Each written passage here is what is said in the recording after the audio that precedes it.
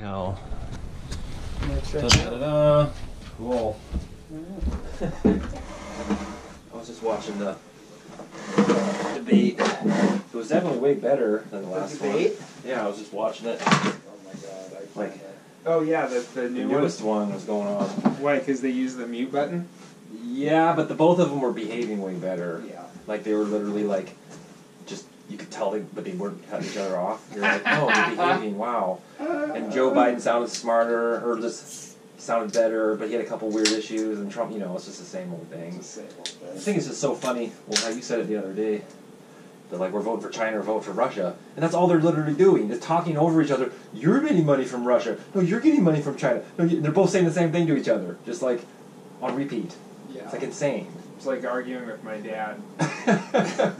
Well, it reminds me of like the, what is it, like I don't know what the hell it is. It's like an old wives' tale, or like you're on a trail and you encounter two people and one of them is lying, the other one's not lying, and which one's telling the truth? One of these sort of like mythological, like how do you decipher what the hell they're talking about? But you can't. In the end, you're just like, eh. No, it's like, I don't know, like, it's interesting how if you, do you judge who you, I mean, people like, do you judge based on policy, do you judge based on character, or do you judge based on, like, your political affiliation? Yeah. You know? Like, you got, like, kind of, those are kind of your three choices, I think. Yeah. It's like, and some people, like, kind of fall one way or the other. It's like... Yeah. Well, and on that point, I was Facebook arguing yesterday, and there was an interesting point I saw came up, because you know how there's Hunter Biden laptop thing going on, like, oh my god, laptop, and like all these incriminating stuff. So the conspiracy theory is that it's planted by the Russians, it's fake disinformation to be put out to make Biden look bad, blah, blah, blah. But then the guy, Ratcliffe, the FBI guy, came out and said yesterday, no, there's no Russian thing, this seems to be legit. And that was just what he said. Ratcliffe said this. And everyone, all the Democrats were like, no, boo, don't believe him, wrong. Like, he's in bed with Trump, or whatever. That's what they said. And you're like, okay, maybe he is, maybe he's lying. Then today, the Iran thing, or the election meddling that just came out today, Ratcliffe again came out and said, oh, it looks like Russia's behind this one. And they're like, oh, yeah, they don't believe him yesterday, but believe him today. And I called the one guy out on it who's, anti-Trumper, and I was just like, well, wait a minute. I believed him yesterday, and I believe him today. Like, that's kind of what I'm going on, but he refused to believe it from yesterday. I'm like, how do you decide when to believe the guy or not believe the guy based on your party? That's literally what it was. Like, he's changing your analysis based on party.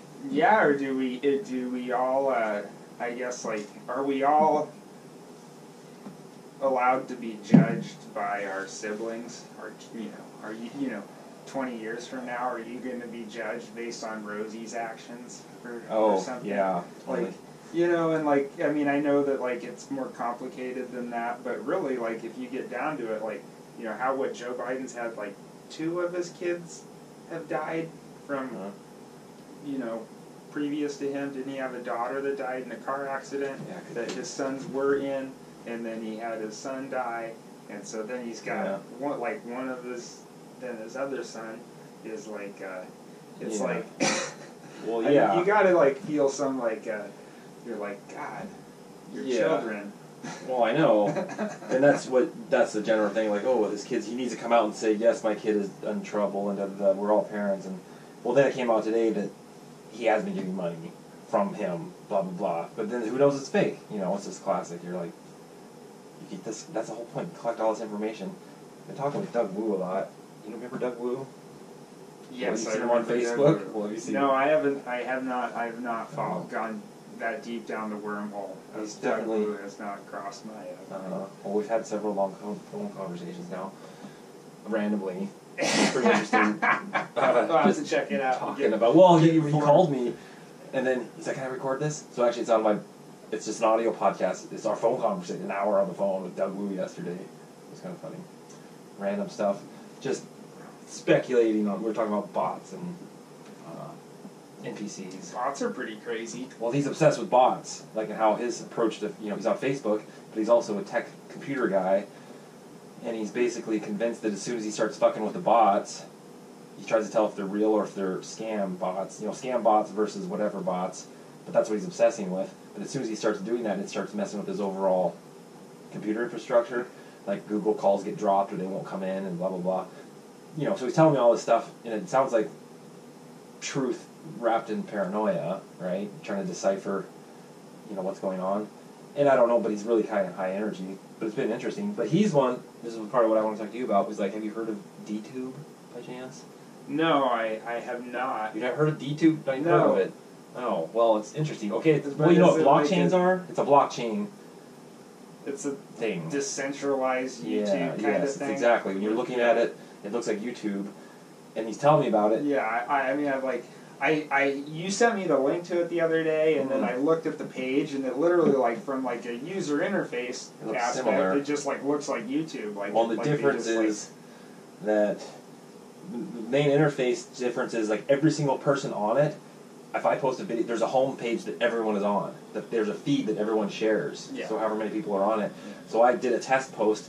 Getting signed up for it was a pain in the ass because it's a blockchain thing, which is instantly keeping out millions of people because it's so fucking hard. It was hard, like mentally hard to sign up. Yeah. Like, because you sign up and there's keys. There's like master key, private key, text key. Like, and the keys are basically 50-character long fucking codes that you got to copy and paste and save somewhere.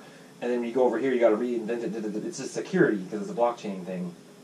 Took me fucking forever to get signed up.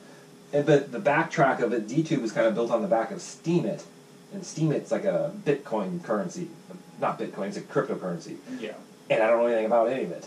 So I kind of got sucked into this wormhole. And I tried to sign up for Steemit, because then you get Steemit bucks. It's like this whole fucking crypto thing. I'm like, I'm making sure I'm not giving credit cards or anything. I'm like, what the hell is this? But Steemit, you sign up, and then you don't even get logged in until someone manually has to go through and like approve it. At some point, that might take weeks, and no one knows. But the point is, once you get into the system, like you go to a Steemit forum, you're getting paid. You make comments and stuff, and the more like it's like Reddit. The more upvotes, downvotes, you literally get paid in Steemit bucks. Yeah. And then in the end, you can cash it out for dollars. So one Steemit point is worth a thousandth of a penny, something pretty low. Like it's really very, yeah. But it's just very interesting. I was like, holy shit, what is this? And then the quality of the videos on D.Tube is really low. Like, it's way more, no nice glitzy thumbnails and stuff. Like, when you're looking at it, you're like, that looks janky. It looks like YouTube like 10 years ago. You're like, what am I fucking looking at? Which is partly exciting because it's like, if it's an emerging platform, and that's where I found that fucking Alex Jones link, right? Yeah. I'm like, Alex Jones, he's been canceled off YouTube. I thought he was done. And I watched this random video. I'm like, holy shit! But then he's like been popping back up on YouTube again under like, so he's like, I don't know what he's got, some other, yeah. you know. I just thought of it because then it felt like it's just like the Wild West is what it is. It's kind of, it's not YouTube because there's YouTube, Google, Twitter. There's the whole censorship thing going on. So I was kind of intrigued by it. So part of me, so what you can do actually, I can upload a video. I don't have to upload a video. I can just link a URL from YouTube. It'll upload on that, right? Yeah. So I did one test of me and Bobo biking in the mud or whatever, and I just linked my own URL. So as I get views on D.Tube, it's adding views to my YouTube, right? So you're double dipping. So part of you can get the D.Tube points or whatever the hell they are, because the same thing. You get more points, you can actually just make money. You're monetized the second you're on it, versus YouTube, you have to get 1,000 subscribers and 4,000 hours of view time or whatever. I just like, the whole thing just like baffles me in a way because like, it seems like the whole thing is like people get ignorant of the rules and then they break them and then their content gets taken down and then they like on YouTube. Well, yeah, it's like, you know, if you fucking play basketball, like you know a set of rules and you play within the rules and the best guy who plays within the rules wins. So my analogy of that is with YouTube is the best person on fucking YouTube knows what the rules are. They know what they are, and they deliver their message within those. Yeah. So like, you know, you can dig as far as... Because it is a personal company. Yeah, you can dig as far as you want to like get the next layer of like, to get rid of censorship, but you end up what, like Joe Rogan and switching to another company, and now you got a bunch of other people that are pissed at you, or like you go to the next level, and now you like are in D.Tube and nobody's heard of it and nobody sees your shit. Yeah. So why don't you just like get smart, learn the rules, and learn to deliver your message within those rules, so your shit doesn't get taken down. no matter how radical your ideas are, Yeah. if you know the fucking rules and you deliver your message within them, then it reaches the masses, right? Yeah. Like, it's like, that's why so much of this crap gets taken down, is it's like, you know, you gotta like, they're just like, it's this long form content, and you can spray and pray so much shit in a 3.5 hour long episode, that when like one thing goes, when you say one thing over here, all that whole crap gets taken down, right? So it's like, you have to get smarter and like start piecing your content out and like delivering it in smaller bits, so then when they're, you know, it makes it harder for them to take down all of your stuff, because they can like pull a video, but then well, it's the platform versus publisher thing, you know, like they're a platform, it's their own business, and that's where I leaned on. I'm like, wait, it technically is their own business, and everyone's like, boo, free speech, but it's like, as if you went to the bar and you wanted to yell blah blah blah, yell fire, whatever, you're not allowed to, because, you know, they can kick you out. Yeah, or like, you can get kicked off an airplane for being an asshole really fast, or you can like whatever. Like, there's so many things where we have to play by the rules, and like, and everybody pretty much does it unless they drink too many of these, or like. Or Tim, well, that's where Tim Pool's interesting, because he's shadow banned, he calls it, because you actually can't Google him. I've tried it. He doesn't come up on Google, and if you can YouTube search him, he comes up. But the second you watch any of his videos, it doesn't go to his next video. It'll just go to someone else's. It diverts it. But he's always saying, like, he wants to say stuff. He's like, trying to say something, but I can't say it because they'll ban me. He knows what he can or can't say. There's a better realm of, I think, like, discussion. Are these people that, like, they have taken their, like, analytics and, like, chosen to essentially strip them of them, so no longer your videos aren't showing up on a YouTube page, or, like, you know, you're not reaching your masses, essentially. Yeah, they call it shadow banning. Yeah. And then it's debated, like, does it even happen? Oh my god. And then just yesterday, Tim Pool's like, oh, I think I'm not shadow banned anymore. I'm like, oh, okay, whatever. Every time I see somebody that claims that, I, like, immediately go search their name and I can find them. They're like, you can search my name and nobody can find it. And then you're like, I searched your name and I found it. I know, they say it like, I'm like, what is this shit? Like, I don't know. It's like street cred sort of thing. I'm not saying it's not happening, but I'm not saying it is either, because I'm ignorant. Yeah. Well, then back, I mean, the D.Tube, it's a blockchain, so that's the whole interesting thing about it. Once it's up, it can never be deleted. Like, ever. It's just on there, which can be bad, and that's what Doug Wu was talking about. He's worried if you did something, post some video of doing something, and for some reason it infringes copyright or whatever, that you're can kind get of fucked. sued 50 years later. Like. Yeah, exactly, which is true. And I just thought it was kind of interesting sticking my nose in this whole world of the internet, and you're like, what is going on over here? Like, because, there's the main platforms everyone's in, then there's like extraneous, let alone dark web, whatever's going on. And I think it's an interesting thing, because it means something different to everyone, I mean, whether it's age or whatever, like interest, like some people are just, the internet is almost their entire life. At this point, and other people it's like a tool. Some people it's for shopping. Some people it's for news. It can be so many things that, like, it's so hard to just like try and like just focus on one part of it. Yeah, I know. Like, or like make it out to be. Yeah, I mean, I think it's not going anywhere. So that's my point. I've said to you is like, I'm trying to like at least wrangle some control of it, like. Just in my own head, to like be more of a creator versus just a mindless consumer. Did we talk about The Social Dilemma? Did you ever see that? Did we talk about that movie? You heard about it, Social Dilemma? Yeah, I did.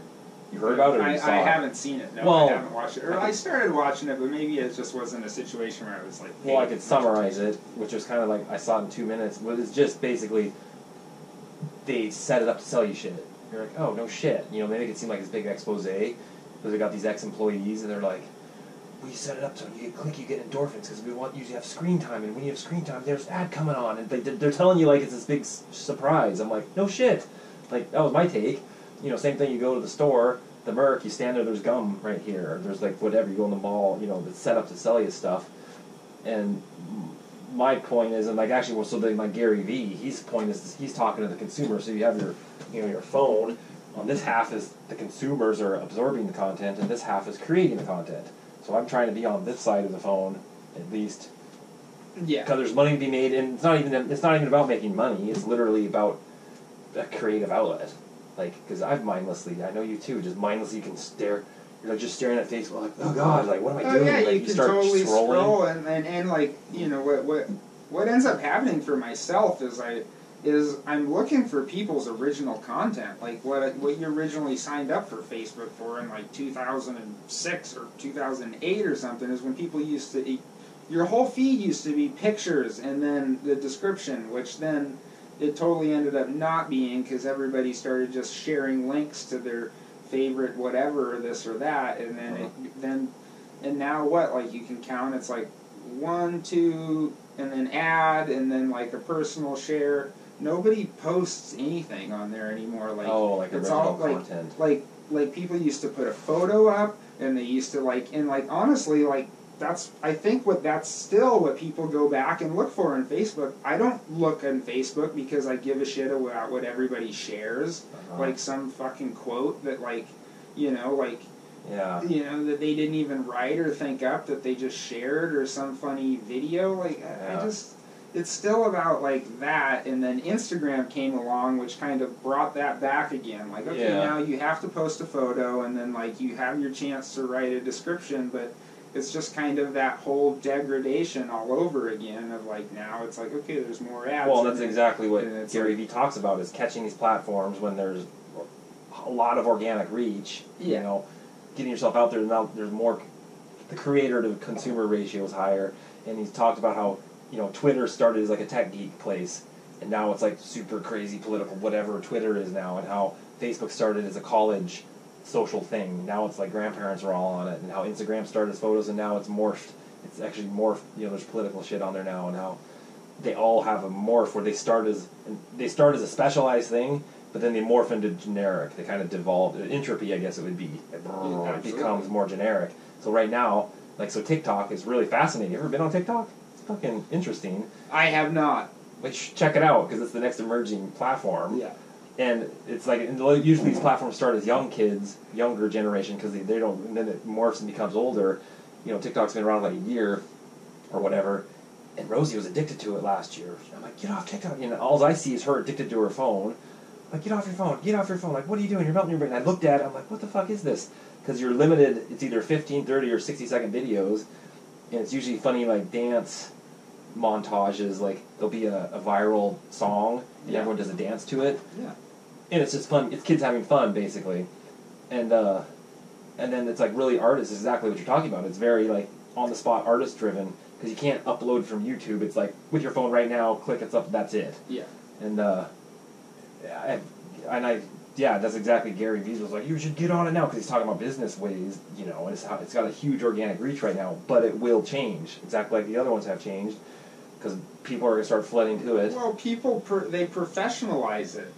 You know, YouTube was organic, and then it got professionalized. You know, like even yourself, you get people that you grew up with that are now trying to like sell their fucking, you know, their Amway or to 2020. You know, they got some makeup product or copper insoles you put in your shoes or some shit, and it's like, you know, and it just keeps getting, it gets in Instagram turning the same thing. There's people that have like professionalized Instagram, and the more that shit like pops up in your stuff, it just poisons it till you're like, but what keeps you coming back is like that quest for that person, that friend of yours that actually just posts a snippet of their life.